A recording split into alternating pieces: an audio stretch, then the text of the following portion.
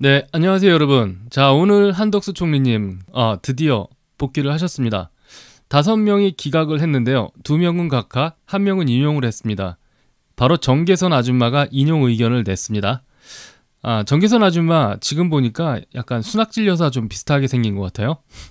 자, 여기 기각 의견 내신 분 중에 김복형 판사가 계세요. 적지 않은 분들이 한덕수 총리 탄핵에 대해서 각하를 해야 맞는데 왜 김복형 판사는 기각을 했나? 김복형 판사 못 믿겠다. 이런 분들 꽤 많이 계세요. 전체적인 시각에서 보면 각하가 맞겠죠. 정족수 200명 미만이었기 때문에 대통령 대행에 대한 탄핵소추가 잘못됐죠.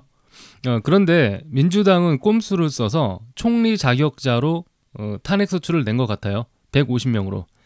자, 이 부분은 사실 논란이 되기는 하는데 정영식 재판관의 판단이 정확할 거라고 생각합니다. 아무래도 법리 해석 경험이 많으신 분이니까 신뢰가 가죠. 하지만 김복형 판사는 탄핵소추의 잘못보다는 헌법재판관을 임명하지 않은 것이 탄핵 사유는 아니다라고 못을 박은 겁니다. 여기에는 이유가 있어요. 조금 이따가 설명을 드릴게요. 그래서 기각 사유가 둘로 나뉘는데요. 5명이 4명, 1명 이렇게 나뉘었습니다. 그 중에 4명의 기각 의견을 낸 판사는요. 김영도 포함해서 중도 또는 좌파 성향 재판관들이었고요. 기각 사유는 한 총리가 헌법과 법률을 위반했다고 볼 수 없다. 일부 위반이 있더라도 파면당할 정도는 아니다. 라고 한 반면에 김복형 판사는 헌법재판관을 임명하지 않은 것은 법 위반이 아니다. 탄핵 사유가 되지 않는다라고 했습니다. 김복형 판사의 의견이 좀 중요하다고 생각합니다. 한 총리가 앞으로 계속 마은혁을 임명 안 해도 된다는 이야기를 판결문에서 하고 싶었던 것이죠. 나머지 4명의 판사는 일부 법을 위반했다라는 주장인데 마은혁 임명에 관해서는 이야기를 하지 않았습니다. 따라서 김복형 판사가 잘못 판단했다라기보다는 보수 성향 판사가 각하와 기각을 모두 인정하는 방향으로 가면서 탄핵소추도 잘못됐고 마은혁 임명 부작위도 법 위반이 아니다라고 결론을 낸 것이죠. 그리고 문영배 판사가 기각 의견을 냈는데요. 김복형 판사처럼 임명 부작위에 대한 내용은 없지만 한덕수 총리의 기각을 결정해 준 것은 확실합니다. 일단 한 총리 복귀하게 되면 마은혁을 헌재 판사로 앉히기는 더욱 어려워진 것은 사실입니다. 무슨 말이냐면 판사들의 의견이 각하, 기각, 그리고 기각 중에서도 마은혁을 임명 안 한 것이 위법이 아니고 그 외에 일부 법 위반이 있더라도 파면당할 정도는 아니다. 따라서 현재 나올 수 있는 탄핵 근거 모두 기각 또는 각하가 됐기 때문에 앞으로 어떤 사유를 갖다가 되더라도 탄핵소추를 다시 하기 어려운 상황이 돼버린 거죠. 그렇다면 앞으로 한덕수 총리가 대행으로 일하는데 큰 지장은 없을 것 같습니다. 민주당에서는 또 마은혁을 임명하라고 압박을 하겠죠. 압박할 수 있는 근거는 민주당이 헌법재판소에 권한쟁의 신청을 했는데 헌재가 민주당 손을 들어줬어요. 그런데 헌재가 동시에 언제까지 임명을 해라라는 제한은 없었다는 것이죠.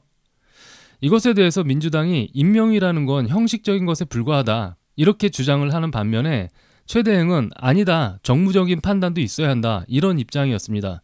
그 상태에서 마은혁 임명을 안 하고 있었죠. 한덕수 총리가 복귀를 하더라도 이 원칙은 바뀌지 않을 겁니다. 왜냐하면 한 총리가 헌법재판소 발언에서도 여야가 충분히 합의되지 않은 건에 대해서는 임명을 보류하겠다라는 이야기를 했습니다. 그리고 한 총리 복귀 시점에 맞춰서 국민의힘이 뭘 했냐면 마은혁 후보를 임명하라고 강요한 것에 대해서 고소장을 냈습니다.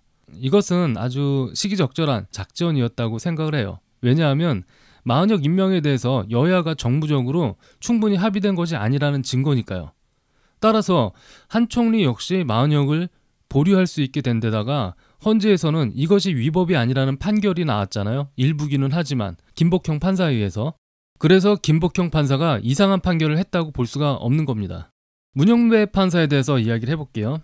지금까지 9건 판결에서 보는 것처럼 민주당의 이로운 판결을 전혀 하지 못하고 있습니다.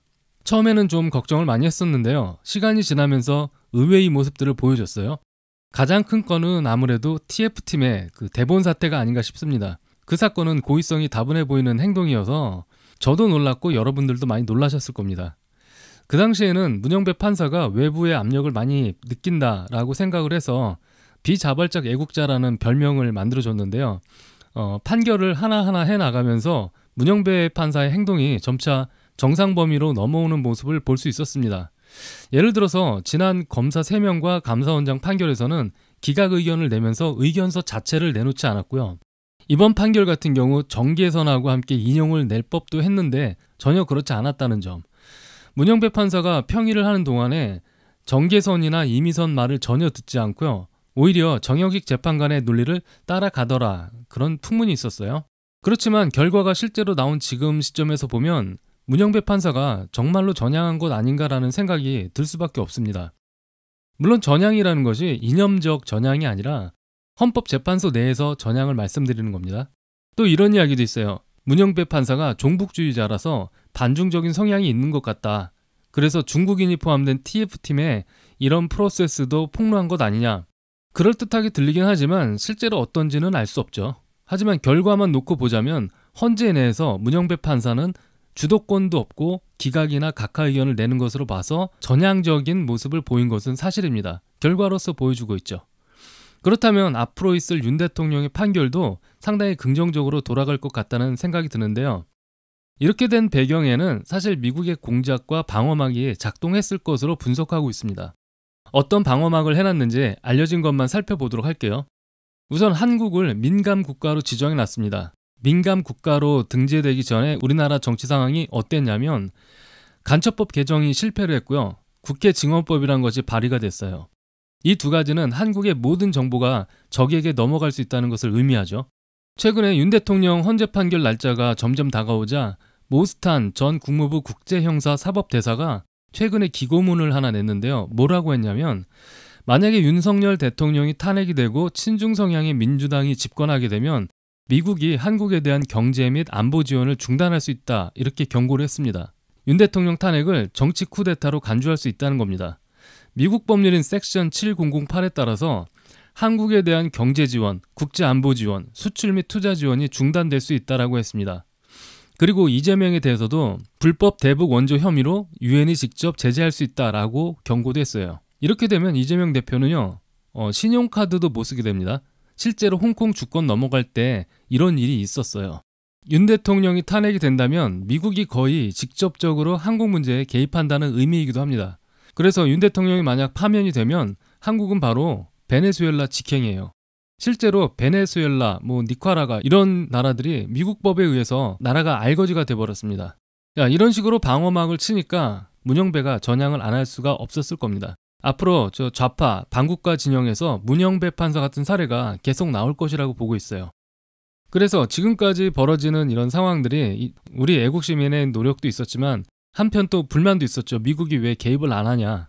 근데 미국이 우리를 도와주는 방식은 우리가 생각하는 거랑은 좀 달랐다. 차원이 좀 다른 것이었다라고 말씀드리고 싶고, 앞으로 이런 미국의 압박은 더 강해지면 강해졌지 약해지진 않을 것 같습니다. 요즘 중국인들 문제가 점점 심각해지고 있죠. 국내 거주 중인 중국인들, 간첩으로밖에 볼 수 없는 그 중국인들이 대폭 늘었고요.